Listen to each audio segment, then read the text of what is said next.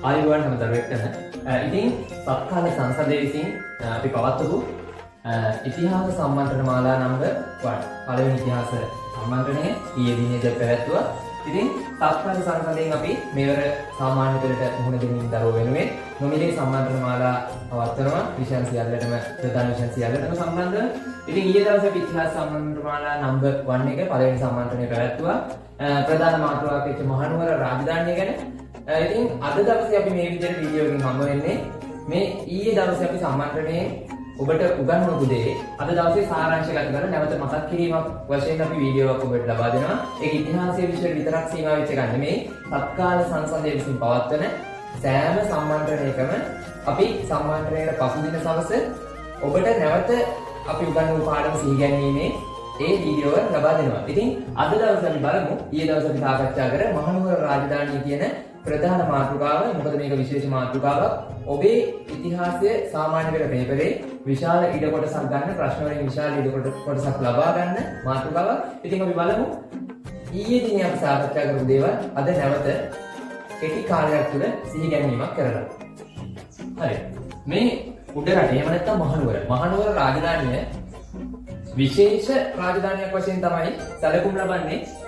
අපේ රාජධානිය පිළිවෙල ගත්තම අපේ රාජධානිය යන පිළිවෙලේ නැහැ මහනුවර කියන ප්‍රධාන රාජධානියක්. අපි කියන්නේ අපෝදයා කුස්සියකම් මිරිස්කෝ කියලානේ.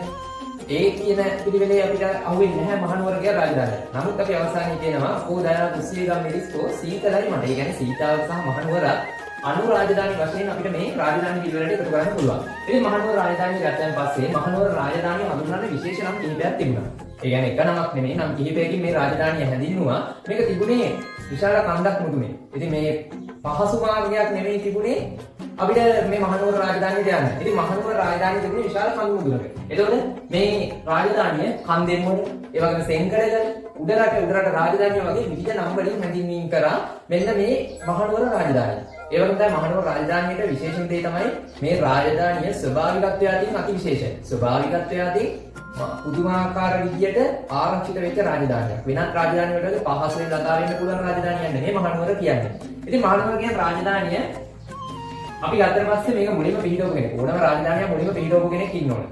ඉතින් මේ රාජධානියක් වශයෙන් මුලින්ම ආරම්භ කරන්න විවිධ පිරිස් විශාල වශයෙන් උත්සාහ කරා. මොකද රාජධානියක සුදුසු පසුබිමක් තිබිච්ච නිසා. ඒ කියන්නේ සුදුසු වටපිටාවක්, සුදුසු ස්වභාවික තත්ත්වයක් තිබුණා රාජධානියක. ඉතින් ඒකෙන් ගත්තට පස්සේ හයවන පරාක්‍රමබාහු රජතුමා කෝට්ටේ රජ කරන කාලේ ඉඳන්ම මේ රාජධානියක් ආරම්භ කරන්න විශාල පිරිසක් උත්සාහ කරා. හැබැයි කිසි කෙනෙක්ට හැකියාව ලැබුණේ නැහැ. අවසානයේ හයවන පරාක්‍රමබාහු රජතුමා අම්බුලුවර කුමාරයා යවලා උඩරට රාජධානිය අනුලෝකීය සිටු ඇති කරපු කැරැල්ල මැඩතවත්තලා උඩරට රාජධානිය කෝට්ටේ රාජධානියට ඈඳාගෙන උඩරට මේ මුළු ශ්‍රී ලංකාවම එක්සේසත් කරනවා. උඩරට කෝට්ටේ යටතට අරගෙන තමයි එක්සේසත් කරන්නේ. හැබැයි අර හයවන විජයබාහු රජතුමාට සිද්ධ වෙනවා විජයබා කොල්ලේ කියන සිදුවීමට මුහුණ දෙන්න ඔයාලා අහලා ඇති.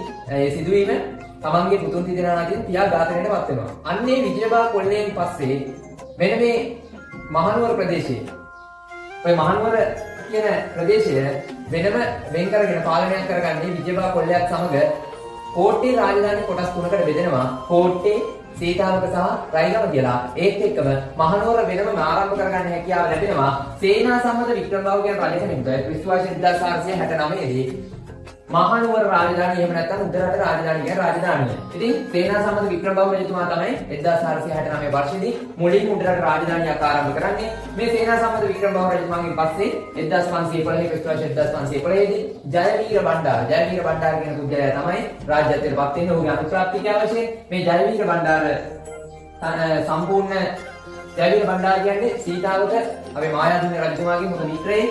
ඉතින් සීතාවක අපේ මායාදුන්නේ රජතුමාට විජයබා කොල්ලේදී සහයෝගය ලබා දුන් කෙනෙක් කියන ජයවීර බණ්ඩාරව හඳුන්වනවා. ජයවීර බණ්ඩාරගෙන් පස්සේ ගත්තාන් පස්සේ රාජ්‍යත්වයට පත් වෙන ක්‍රිස්තුවර්ෂ 1551 දී කරල්ලියද්දි බණ්ඩාර. ඉතින් මෙතෙන් දෙනකම් අපි කතා කරාම කරල්ලියද්දි බණ්ඩාර කියන්නේ පෘතුගීසි ගැති පාලකයෙක්. පෘතුගීසින්ට සහයෝගය දක්වන පාලකයෙක්. ඉතින් මේ පෘතුගීසි ගැති පාලකයට කිසිදු ජනතාවගේ කිසිදු කැමැත්තක් තිබුණේ නැහැ. උඩරට ජනතාවගේ සහ රජු අතර තිබුණේ දුරස් වීමක්. ඉතින් උඩරට ජනතාව සහයෝගය ලබා දෙනවා.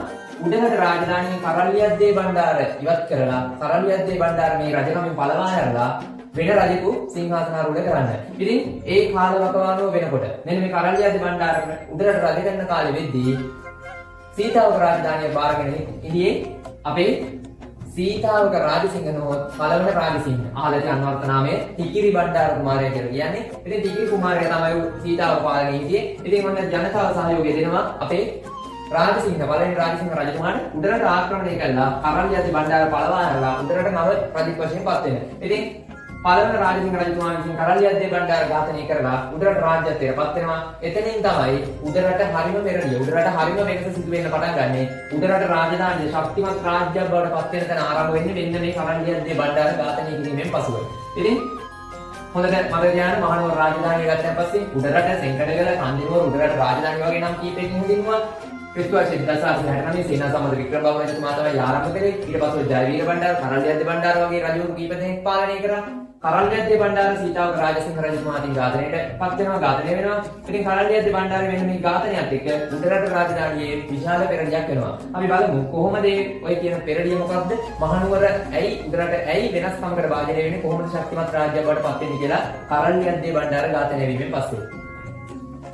හරි අපි කලින් කිව්වා වගේ මේ කරලියද්දි බණ්ඩාර කියන කෙනා ඝාතනයේ පස්සේ විශාල වශයෙන් වෙනස්කම් මහනුවර රාජධානියේ සිදු වුණා. ඒ කියන්නේ මහනුවර ශක්තිමත් රාජ්‍යයක් වෙන අඩිතාලයට මෙන්න මෙයාගේ ඝාතනය. ඉතින් ඒක උනේ කොහොමද කියලා අපි කතා කරද්දී පළවෙනි රාජසිංහ රජතුමාව තමයි අපේ මිනිස්සු ගේන්නේ. පළවෙනි රාජසිංහ රජතුමාට කරලියද්දි බණ්ඩාර ඝාතනය කරලා රජ වෙන්න උදව් කරන්නේ මෙන්න මේ වීරසුන්දර බණ්ඩාර කියලා මහනුවර හිටිය ප්‍රභූවරයෙක්. මහනුවර රජ පරම්පරාවේ ප්‍රභූවරයෙක් හිටිය වීරසුන්දර බණ්ඩාර කියලා. මෙන්න මේ වීරසුන්දර බණ්ඩාර තමයි පළවෙනි රාජසිංහ රජතුමාට සහයෝගය දෙන්නේ කරලියද්දි බණ්ඩාර ඝාතනය කරලා රාජ්‍යත්වය ලබා ගන්න. ඉතින් රාජසිංහ රජතුමා කරන්නේ කරලියද්දි බණ්ඩාරව ඝාතනය කරලා උඩරට ආක්‍රමණය කරලා උඩරට තමාගේ රාජධානියට ඇඳ ගන්නවා. සීතාවට ඇඳගෙන තමාගේ පාලනයක් ගෙනියනවා. ඉතින් කරලියද්දි බණ්ඩාර ඝාතනය වෙන විට ඔහුට හිටිය දුවේ. ඉතින් දුව සහ බෑනා. ඉතින් මේ කරලියද්දි බණ්ඩාරගේ දුව සහ බෑනා මේ දෙන්නට මේක දරා ගැනීමට කියවන්නේ මේ මුහුණ දී ගන්න බැරි නිසා දුව සහ බෑනා නම් වලින් ගත්තට පස්සේ මේ දුව තමයි අර ඔබ දන්නද මේ දාසරත් විශේෂ අර යනවා නේද ෆිල්ම් එකක් යනවා කුසුමාසන දේවිය. ඔන්න ඔය කුසුමාසන දේවිය කියන්නේ කරලියද්දි බණ්ඩාරගේ දුව. කුසුමාසන දේවිය සහ යමසිංහ බණ්ඩාර කියන දෙදෙනා පෘතුගීසින් ගාවට ආරක්ෂාව පතා බලා යනවා. දැන් මෙන්න රාජ්‍ය උරුමය උඩරට රාජ්‍ය උරුමය තියෙන දෙන්න පෘතුගීසි ගාවට බලා යනවා. පෘතුගීසි බලාගෙන ඉන්නේ කොහොමද උඩරට අල්ලගන්නේ කියලා. කොහොමද උඩරට රාජධානිය අත්පත් කරගන්නේ. ඇයි හේතුවක් ගත්තට පස්සේ උඩරට තියෙනවා හොඳම කුඩු බඩු ටික. ඇතුන් නැද්දල ඔය හැමදේම උඩරට තියෙනවා. ඉතින් මෙන්න මේ දේවල් වෙනුවෙන් පෘතුගීසි බලාගෙන හිටියා. ඉතින් රාජ්‍ය උරුමයේ තියෙන දෙන්නම තමන්ගේ ගාවට ඇවිල්ලා ඉන්නේ. ඉතින් පෘතුගීසින් මේ දෙදෙනා බාර අරගන්නවා. පළවෙනි රාජසිංහ රජතුමා වීරසුන්දර බණ්ඩාරගේ සහයෝගයෙන් රජ වෙනවා. හැබැයි ටික කාලයක් යද්දී මෙන්න මේ පළවෙනි රාජසිංහට වීරසුන්දර බණ්ඩාරවත් සැකයි. වීරසුන්දර බණ්ඩාරවත් සැකයි. තමන්ට උදව් කරගෙන ආව සැකයි. ඉතින් එහෙම වෙලා රජතුමා නිකන් ඉන්නේ නැහැ. කුමන්ත්‍රණයකින් වීරසුන්දර බණ්ඩාරව මරවනවා. කුමන්ත්‍රණයක් කරන මේ වීරසුන්දර බණ්ඩාරව මරවනවා.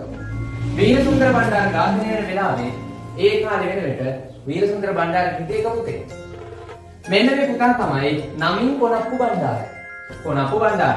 දැන් කරලියද්දි බණ්ඩාරගේ දුව කුසුමාසන දේවිය, බෑනා යමසිංහ බණ්ඩාර, වීරසුන්දර බණ්ඩාරගේ පුතා කොනප්පු බණ්ඩාර. ඔන්න තුන් දෙනා. මේ වෙද්දී කොනප්පු බණ්ඩාර කරන්නේ රාජසිංහගේ බේරිලා ආරක්ෂාවට පෘතුගීසින් ගාවට බලා යනවා. පෘතුගීසින්ට දැන් උඩරට ප්‍රධාන තුන් දෙනෙක් තමන්ගේ සංසකේ ඉන්නවා තමන්ගේ භාගයේ. ඉතින් මේක පෘතුගීසින්ට උඩරට රාජධානිය බාර දුන්නා වගේ දෙයක්. ඊටම වටින අවස්ථාවක්. ඉතින් පෘතුගීසින් කරන්නේ මෙන්න මේ තුන් දෙනා අරගෙන තමන්ගේ ආගම, තමන්ගේ කතෝලික ආගම, ක්‍රිස්තියානි ආගමට බඳව ගන්නවා. කුසුමාසන දේවිය, යමසිංහ බණ්ඩාර, කොනප්පු බණ්ඩාර මේ තුන් දෙනාම ක්‍රිස්තියානි ආගමට බඳව ගන්නවා. ඒ වගේම ක්‍රිස්තියානි ආගමට බඳිනකොට මේ සිංහල නම් තියෙන්න බෑ. මෙන්න මේ කියන සිංහල නම් තියෙන්න බෑ. සිංහල නම් ඉවත් කරලා ඔවුන්ට ලබා දෙනවා බෞද්ධීස්ම කර වෙනත් නම. බෞද්ධීස්ම කරන් ලද වෙනත් නම. ඉතින් අපි බලමු මේ කායයේ බෞද්ධීස්ම නම් මොනවද කියලා පේපර් එකේ ප්‍රශ්නයක් එන්න පුළුවන් ප්‍රධාන තැනක් මේ නම් ටික කුසුමාසන දේවිය, යමසිංහ බණ්ඩාර සහ කොනප්පු බණ්ඩාර. බෞද්ධීස්ම ලැබුම නම් කොහොමද කියලා බලමු. හරි මුලින්ම ගත්තට පස්සේ කුසුමාසන දේවිය ඒ වගේම මුලින්ම කියන මේ දෙන්නනේ යමසිංහ බණ්ඩාර පසුව මේ කොටට එකතු වෙනවා වීරසුන්දර බණ්ඩාරගේ පුතා වෙච්ච කොනප්පු බණ්ඩාර කියන පුජ්‍යලයා. ඒකට කුසුමාසන දේවිය, යමසිංහ බණ්ඩාර, කොනප්පු බණ්ඩාර මේ තුන් දෙනා පෘතුගීසි බාරේ ඉන්නේ. බෞද්ධීස්ම ලබද්දී පෘතුගීසින්ගේ තිබෙන චාරිත්‍රය තමයි කාන්තාවක් බෞද්ධීස්ම වෙද්දී නම ඉදිරියට දෝන කෑල්ල, ඒ වගේම පිරිමි කෙනෙක් පුරුෂයෙකු බෞද්ධීස්ම ලබද්දී දෝන කෑල්ලක් නම ඉදිරියට එකතු වෙනවා. ඉතින් මෙන්න මෙහෙම තමයි කුසුමාසන දේවිය, යමසිංහ බණ්ඩාර, කොණප්පු බණ්ඩාර මේ කියන තුන් දෙනා බෞද්ධිස්ම වෙන්නේ. කුසුමාසන දේවිය දෝන කතිරිනා නමින්. දෝන කතිරිනා. මේක අමතක වෙන්නේ නැහැ. සින්දුවකුත් තියෙනවා. අර පරසින්දු කරලියක්ද, දුව කිරු නිසකලක්ද, කුසුමාසන දේවිය දෝන කතිරිනා. ඒක අමතක වෙන්නේ නැහැ. පරසින්දු කරලියක්ද, කරලියක්ද බණ්ඩාරගේ දුව කිරු නිසකලක්ද.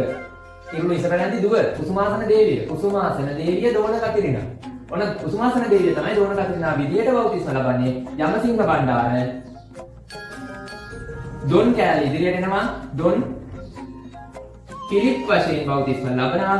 කොණප්පු බණ්ඩාර බෞද්ධිස්ම ලබන්නේ මේ රටේදී නෙමෙයි. පෘතුගීසින්ගේ රාජ්‍යයක් වෙච්ච අවුස්ත්‍රියාවේදී තමයි බෞද්ධිස්ම ලබන්නේ. ඉතින් ඔහුව හඳුන්වනවා අවුස්ත්‍රියාවේ දොන් ජුවන් කියලා. දොන් ජුවන් එතකොට නම් තුන කුසුමාසන දේවිය දෝන කතිරිනා වෙනවා. යමසිංහ බණ්ඩාර දොන් පිළිප් වෙනවා. කොණප්පු බණ්ඩාර අවුස්ත්‍රියාවේ දොන් ජුවන් වෙනවා. කරලියද්ද බණ්ඩාර ඝාතනය වෙද්දී දුව සහ බෑන වෙච්ච කුසුමාසන දේවිය යමසිංහ බණ්ඩාර පෘතුගීසි ගාවට පලා එනවා. පළවෙනි රාජසිංහට උදව් කර වීරසුන්දර බණ්ඩාර ගැන සැක හිතලා රාජසිංහ රජතුමා මේ වීරසුන්දර බණ්ඩාරවත් මේ කතාවෙන් අයින් කරලා දානවා. වීරසුන්දර බණ්ඩාරගේ පුතා වෙච්ච කොණප්පු බණ්ඩාර ආරක්ෂාපතා පෘතුගීසි ගාවට පලා එනවා. ඒ ආපු තුන් දෙනා ක්‍රිස්තියානි ආගමකට බඳවාගෙන උන්වහන්සේ බෞද්ධිස්ම කරනවා. කුසුමාසන දේවිය දෝන කතිරිනා නමින්, යමසිංහ බණ්ඩාර දොන් පිළිප් නමින්, කොණප්පු බණ්ඩාර අවුස්ත්‍රියාවේ දොන් ජුවන් යන නමින්.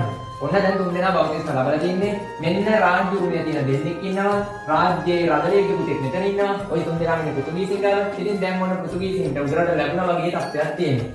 හරි. දැන් අපි කලින් කතා කරා කුසුමාසන දේවිය, යමසිංහ බණ්ඩාර, කොණප්පු බණ්ඩාර කියන මේ තුන් දෙනාම බෞද්ධිස්ම කරලා ඉවරයි. දැන් මේ බෞද්ධිස්ම ගැන මේ කාලේ වෙනකොට දැන් උඩරට ඉන්නේ පළවෙනි රාජසිංහ. පළවෙනි රාජසිංහ රජතුමා තමයි උඩරට රාජධානිය බලාගෙන ඉන්නේ. ඒක තමන්ගේ පාලනය තියාගෙන ඉන්නේ.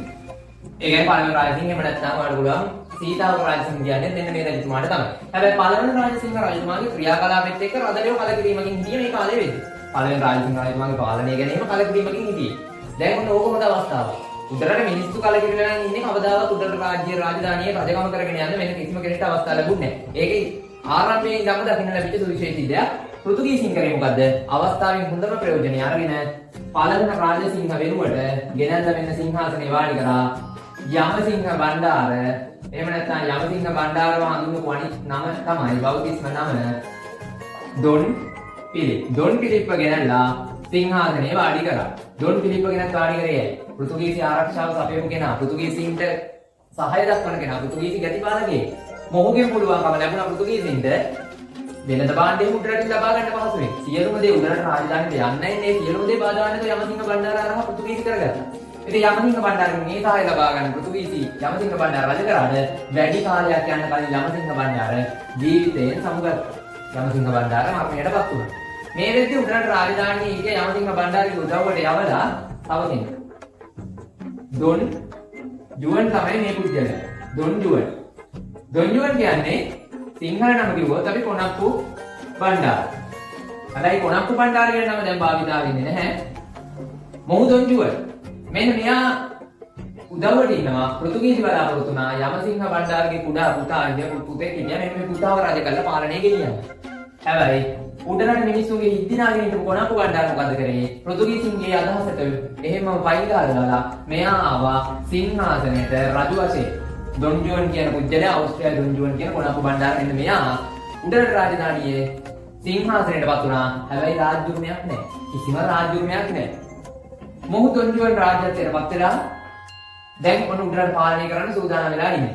රාජ්‍යුරුමයක් නැති පුජ්‍යලේ ජනතාවගේ ඉදිනා ගැනීම මත උඩරට පාලකයෙක් බවට පත් වුණා. ඉතින් යමසිංහ බණ්ඩාර මරුණා. දොන් ජුවන් සිංහාසනයට ආවා. පෘතුගීසි හිතුවා වගේ උන්නේ නැහැ. මොහු පෘතුගීසින්ට උදව් කරේ නැහැ. පෘතුගීසි ආරක්ෂාව සැපයුවා කියලාවත් පෘතුගීසින්ට ගැටිපාලකයෙක් උන්නේ නැහැ. මොකද මෙයාට කලකිරීමක් තිබුණා පෘතුගීසි පාලනය ගැන.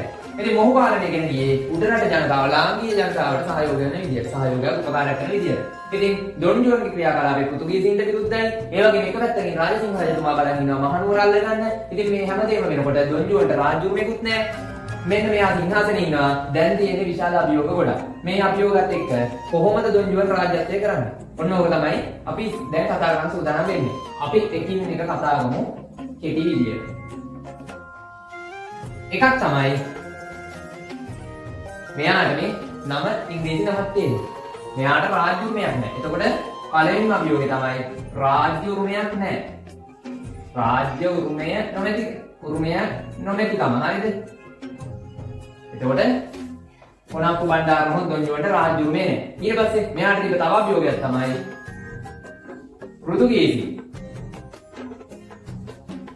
පෘතුගීසීන්ගෙන් උඩරට බේර ගන්නත් ඕන.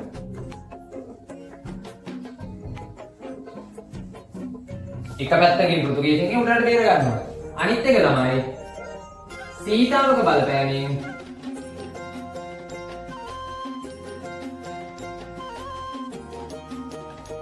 උඩරට බේර ගන්න ඕන. පෘතුගීසීන්ගෙන් උඩරට බේර ගන්න ඕන. සීතාවක බලපෑමෙන් උඩරට බේර ගන්න ඕන.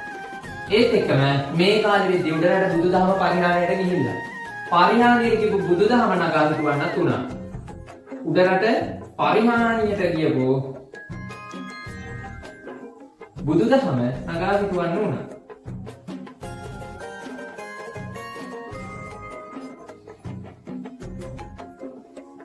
ඒ වගේම බුදුදහම විතරයි නෙවෙයි උඩරට මේ විදිහ ආර්ථික කඩන් වැටිලා. ආර්ථිකය ගොඩ නගන්නත් උනා. ආර්ථිකය ගොඩනැගීම උඩරට පරිහානියටපත් වෙච්ච ආර්ථිකය ගොඩනගන්නත් උනා. ඔන්න දොංජුවන් රජ වුණා වගේ නෙමෙයි මෙන්න අභියෝග පහක් තියෙනවා. එකක් තමයි රාජ්‍ය උරුමය නැහැ. අනිත් එක පෘතුගීසීන්ගෙන් උඩරට බේර ගන්න ඕන. සීතාව බලපෑමෙන් උඩරට බේර ගන්න ඕන. උඩරට පරිහානියට කියව බුදුදහම නගා සිටුවන්නත් ඕන. ආර්ථිකය ගොඩනගන්නත් ඕන. අභියෝග මොන ඔය අභියෝගටි හරි කියෝදී මෙයාට රජ වෙලා ඉන්න පුළුවන්. ඉතින් මේ අභියෝග එකින් එක දොංජුවන් ජයග්‍රහණය කරන්න ඕන.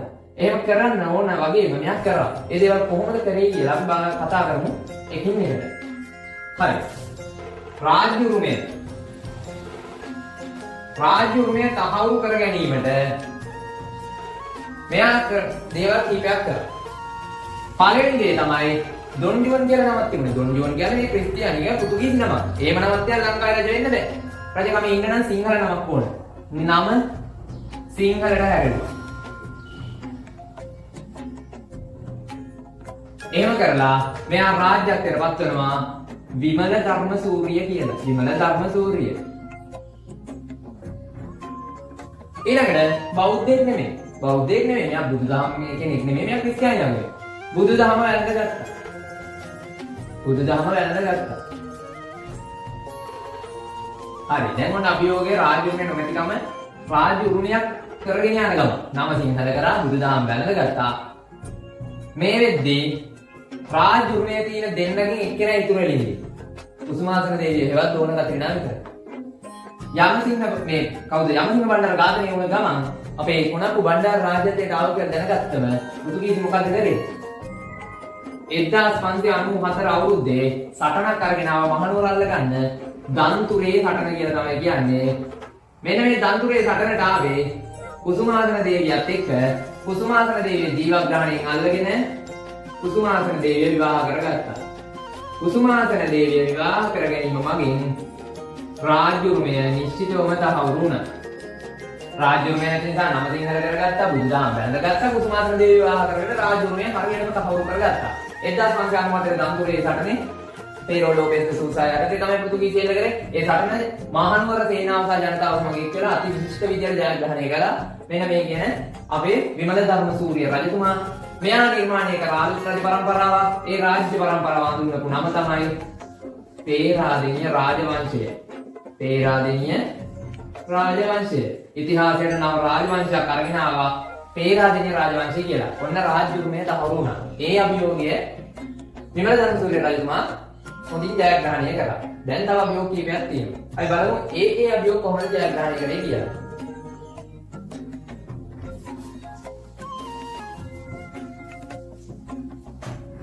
හරි. දෙවෙනි අභියෝගය. අපි කතා කරන ඊළඟ අභියෝගය තමයි පෘතුගීසීන්ගෙන් උඩරට බේර ගන්න.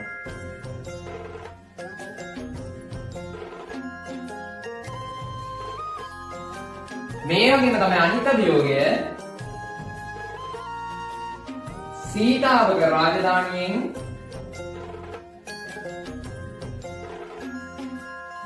උඩරට බේරා ගන්නත් ඕන.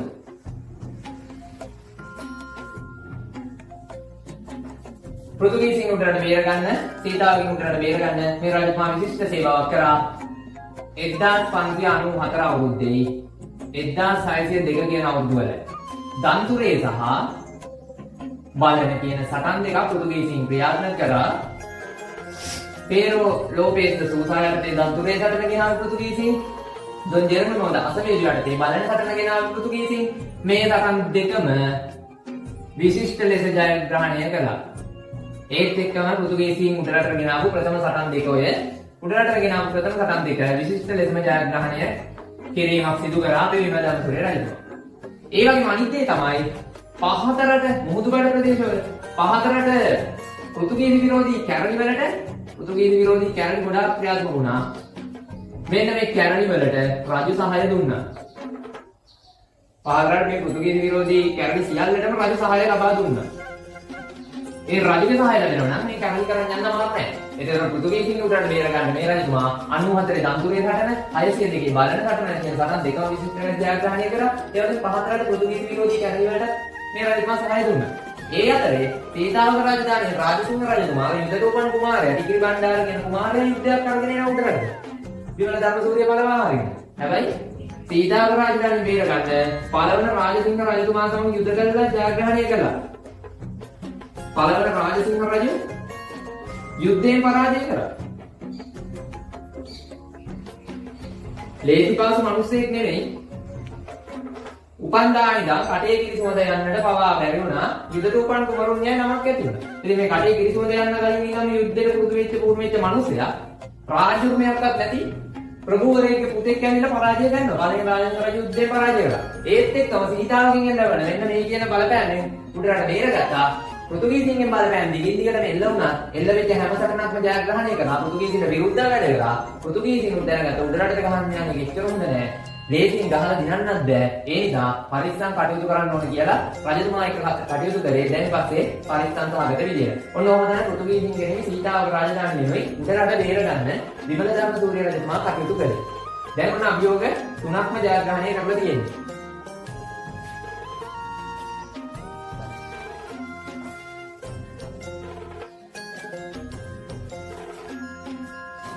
ඊගාට අපි කතා කරන්නේ උඩරට රාජධානියේ මේ වෙද්දි බුදුදහම පිරීමට ලක් වෙලා තිබුණේ. බුදුදහම නගා සිටුවීමට කළ සේවාව.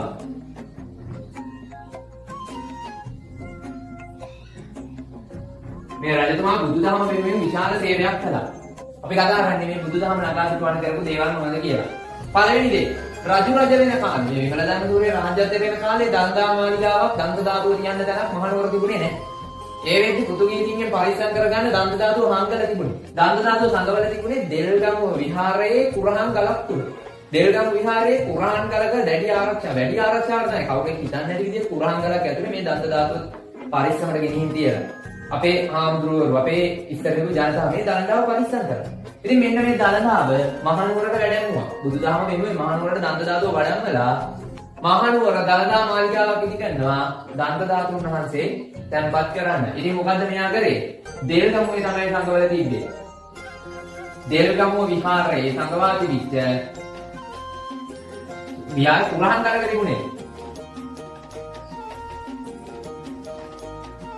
මේ දන්ත ධාතුව දළදාව මහනුවරට වඩම්මලා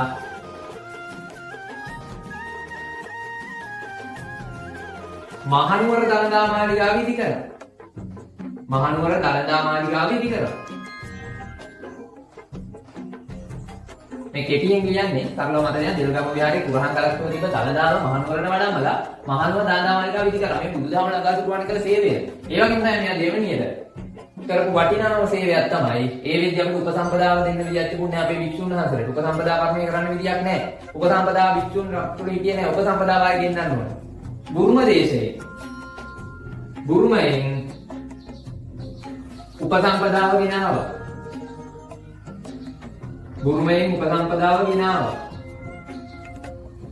ඊට අමතරව මේ දිවිච්ච ලංකාතිලකේ ඊට පස්සේ ගත්තම රිදී විහාරය ගඩලාදෙණිය වගේ විහෙර විහාර රාශියක් පුත්‍රදිත විහෙර විහාර රාශියක් ප්‍රතිසංස්කරණය කරා.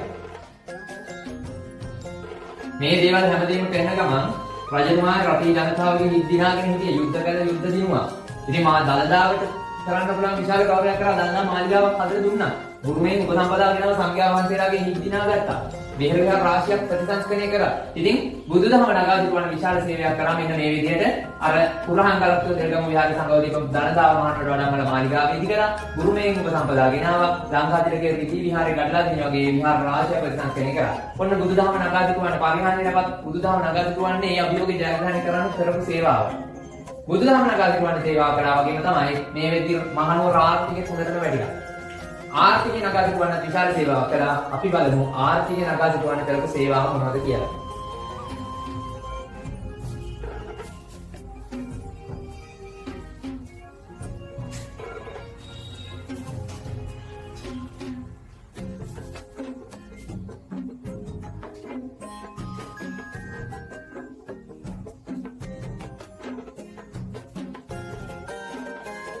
හරි ආර්ථිකය නගා සිටුවන්න දැන් තියෙනවා මේ අපි කතා කරන අභියෝගයෙන් අන්තිම අභියෝගය මේක ජයග්‍රහණය කර විදිහ තමයි කෙටි ක්‍රම වලින් ලියන්න. හරිද? මේ රජතුමා ආර්ථිකය නගා සිටුවීම වෙනුවෙන් උඩරට කෘෂි කර්මාන්තය ඒ වගේම කපු වගාව ඒ වගේම වලපනේ කොත්මලේ වගේ ප්‍රදේශවල යකඩ හා වාණේ කර්මාන්ත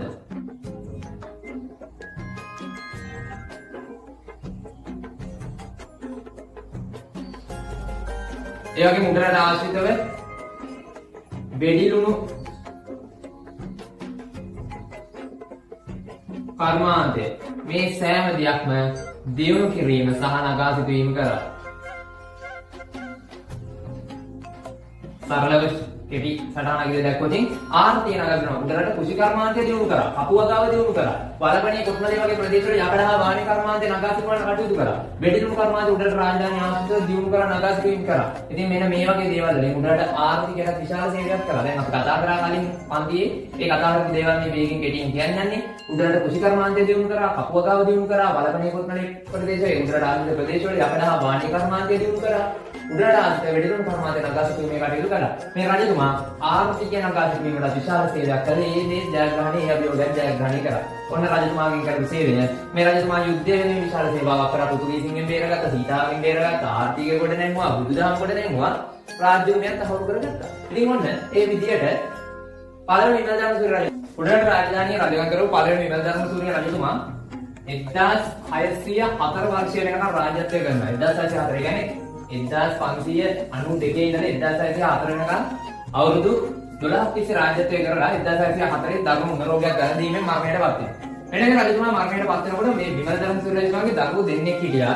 ඒ දරුවෝ දෙන්න කුඩා අවදියේ හිටියේ. ඉතින් මේ කුඩා දරුවෝ දෙන්නෙක්ට රාජ්‍ය කරන්න බැරි නිසා විමලධර්ම සූරිය රජතුමාගේ සොහොයුරා වෙච්ච සෙනරත් රජතුමා කියන රජතුමා රාජ්‍යත්වයට පත් වෙනවා 1604 වර්ෂයේ. 1604 වර්ෂයේ රාජ්‍යත්වයට පත් වෙන මේ සෙනරත් රජතුමා රාජ්‍යත්වයට පත් වෙනකොටම අභියෝග දෙකකට මුහුණ දෙන්න වෙනවා. එකක් තමයි රාජ්‍ය උරුමය නැහැ. රාජ්‍ය උරුමය නොමැතිකම. හරිද?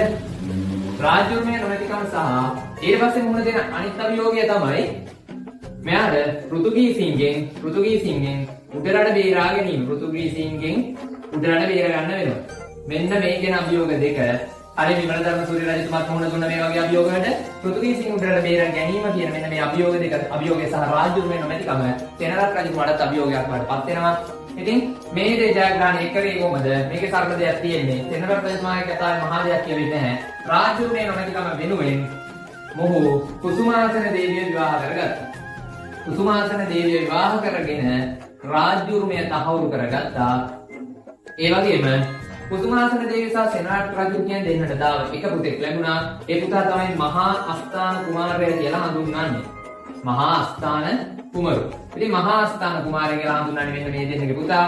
මහා අස්ථාන කුමාරයා පසුකාලික දෙවන රාජසිංහ කියලා රාජ්‍යත්වයට පත් වෙනවා. මහා අස්ථාන කුමරුට අමතරව තවත් දරුවෝ දෙන්නෙක් හිටියා. විමලධර්ම සූරිය රජතුමාගේ කුමාරසිංහ සහ විජේපාල කියලා. ඉතින් මේ තුන් දෙනාගෙන් අති දක්ෂයා මහා අස්ථාන කුමාරයා තුන් දෙනා අතරේ ගැටුමක් වෙන්නේ නැතුව රාජ්‍ය බෙදලා පාලනය කරන්න අවස්ථාව දුන්නා. එතකොට මෙන්න මේ කුමාරසිංහට ඌව ප්‍රදේශය බෙදලා පාලනය කරන්න දුන්නා. විජේපාල කියන කෙනාට මාතලේ ප්‍රදේශය දුන්නා. අපි මේ කතා කරන මහනුවර රාජධානියේ පාලනය මහා ආස්ථාන කුමාරයට ලබා දුන්නා.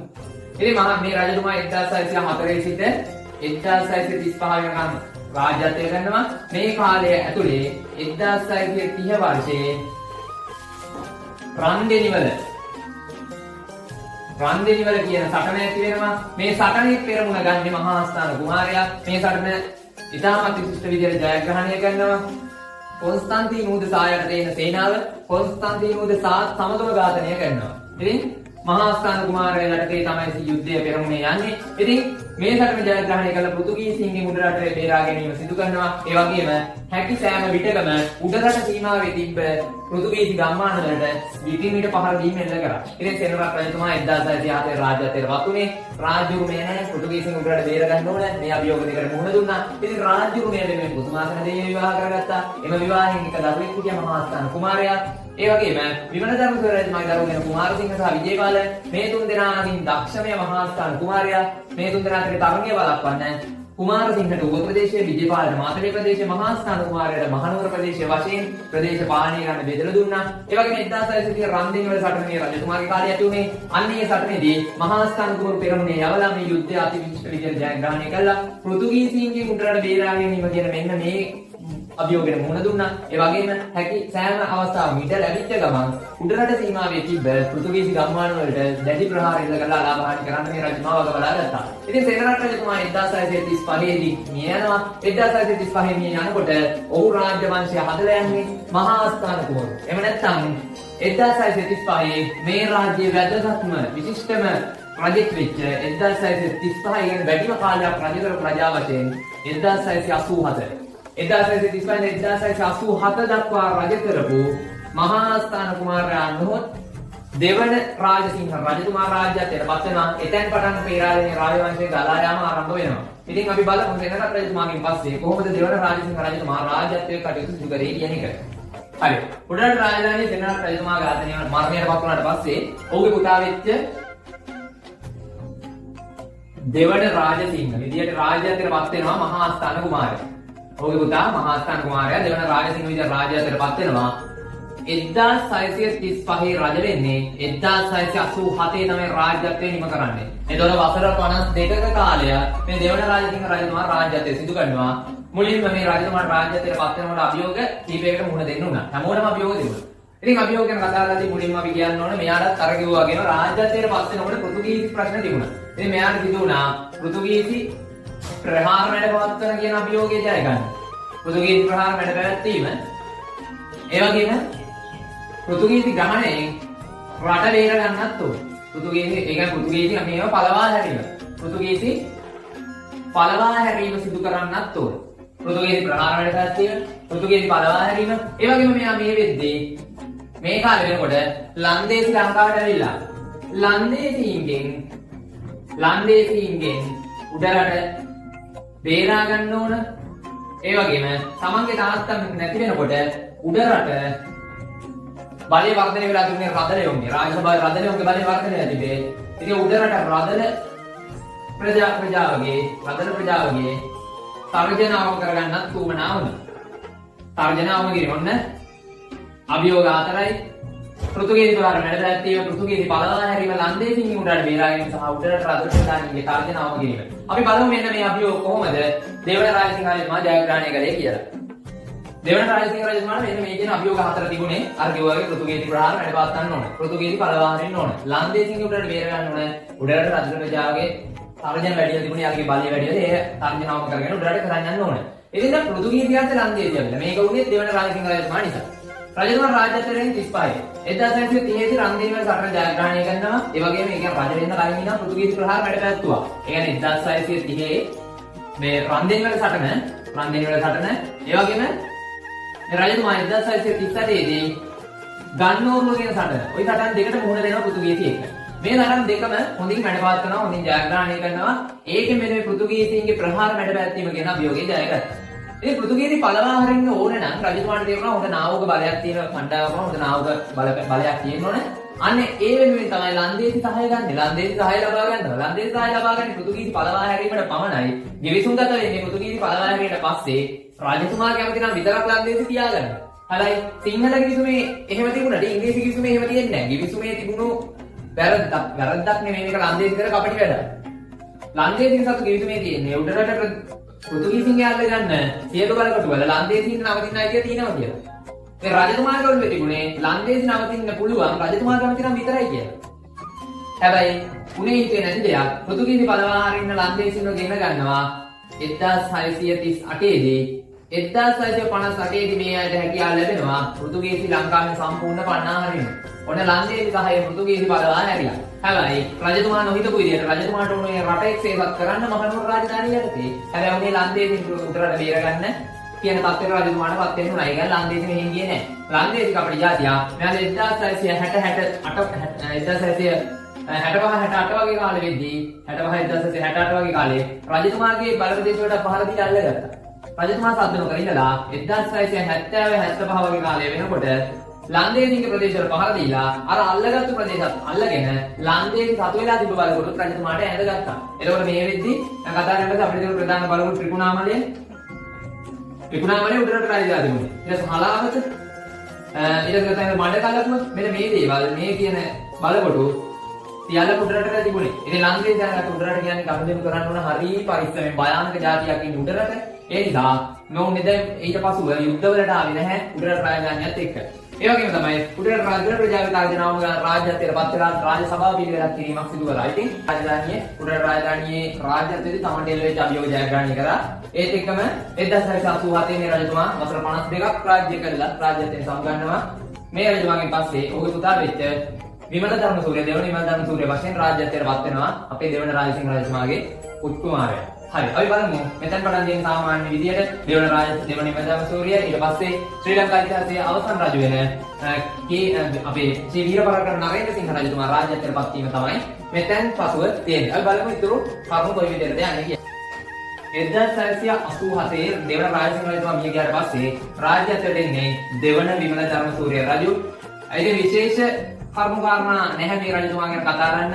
ලන්දේසින් එක්ක සාමකාමී ප්‍රතිපත්තියක් ගෙන ගියේ. විශේෂම දේ තමයි ලන්දේසි සහය අරගෙන උපසම්පදාව නැවත ගෙනාවා. උපසම්පදාව බුරුමයෙන් නැවත ගෙනාවා.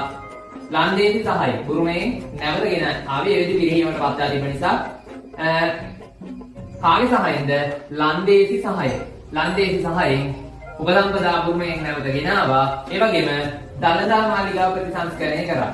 දළදා මාලිගාව ප්‍රතිසංස්කරණය කරා. ඔන්න ඔය කියන විශේෂ දේවල් තමයි මේ රජතුමා කරේ. මේ රජතුමා 1687 ඉඳන් 1704 වෙනකන් රාජ්‍ය කළා. රාජ්‍යයෙන් සමගන්නවා රාජ්‍යය ගැන මිය යනවා. මොහු මිය ගියාට පසුව මොහුගේ පුතා වෙච්ච ශ්‍රී වීර පරාක්‍රම නරේන්ද්‍ර සිංහ රාජ්‍යයට පත් වෙනවා. එතකොට 1707 දී රාජ්‍යත්වයට එන්නේ ශ්‍රී වීර පරාක්‍රම නරේන්ද්‍ර සිංහ. ශ්‍රී වීර පරාක්‍රම නරේන්ද්‍ර සිංහ කියන රජතුමා මොහුත් තමන්ගේ පියා වගේම විවාහ කරගන්නේ දකුණු ඉන්දියානු කාන්තාවක්. මොහු දුර්වල පාලනයක් ගෙන ගියේ රාජ්‍ය පරිහානියට පත් වුණා දැඩි ලෙස. ඉතින් මොහු අවසානයේ මිය යන විට මොහුන්ට දරුවෝ හිටියේ නැහැ. ඉතින් දරුවෝ හිටියේ නැති නිසා මෙයාගෙන් පසුව තිබිච්ච සම්ප්‍රදාය තමයි විසවගේ පරපුරෙන් තිබ්බ සම්ප්‍රදාය. දරුවෝ නැත්තම් විවිධගේ වැඩිම සහෝදර රාජ්‍යත්වයට යන්න ඕන. අන්න ඔතනින් ලංකාවේ සිංහල රජ පරම්පරාව අවසන් වෙනවා. නායක්කර් කියන අලුත් රාජවංශය ආරම්භ වෙනවා. නායක්කර් රාජවංශය ආරම්භ වෙනවා. ඉතින් අපි ඔන්න ඊයේ දවසේ මෙන්න මේ සීමාව වෙන අපි කතා කරා. ඉතින් රජවරු සිංහල රජවරු සියල්ල දක්වා. ඉතින් ඔන්න මේ දේවල් ටික තමයි අපි කතා කරන්නේ. අපේ විමල ධර්මසූරිය රජතුමා ගැන. ඒ වගේම සේනාධිපති රජතුමා, දෙවන රාජසිංහ රජතුමා, ඊට පස්සේ දෙවන විමල ධර්මසූරිය රජු, ශ්‍රී වීර පරාක්‍රම නරේන්ද්‍ර සිංහ රජු, මහනුවර රාජධානිය විශේෂත්වයන්. ඔන්න ඔය වගේ දේවල් අපි කතා කරා. ඉතින් ඊයේ කතා කරපු දේවල් වල සාරාංශයක් තමයි අපි අද දවසේ කරේ. ඉතින් ඊයේ අපිත් එක්ක සම්බන්ධ වෙන්න බැරි වුණ කෙනෙක්ට අද පුළුවන් මෙන්න මේ වීඩියෝ එක බලලා කොහොමද අවබෝධයක් ගන්න. ඉතින් සත්කාල සංසදයේ විසින් පවත්වන ඉතිහාස සම්මන්ත්‍රණ මාලාවේ පවත්වපු පළවෙනි සම්මන්ත්‍රණය තමයි මේ විදිහට නිමාඩපත් වෙන්නේ. ඉදිරියේදී ඔබට දෙවෙනි තුන්වෙනි සම්මන්ත්‍රණයට සහභාගී වෙන්න පුළුවන්. ඊට අමතරව අපේ සත්කාල සංසදයේ විසින් පවත්වගෙන යනවා ප්‍රධාන විෂයන් 6ට අදාළව තවත් සම්මන්ත්‍රණ ඒ හැම දෙයක්ම එක්ක සම්බන්ධ වෙන්න. ඉතින් ඉදිරි දිනයක තවත් සම්මන්ත්‍රණයකින් හමු වෙමු. සියලු දෙනාටම සුබ දවසක්. ආයුබෝවන්.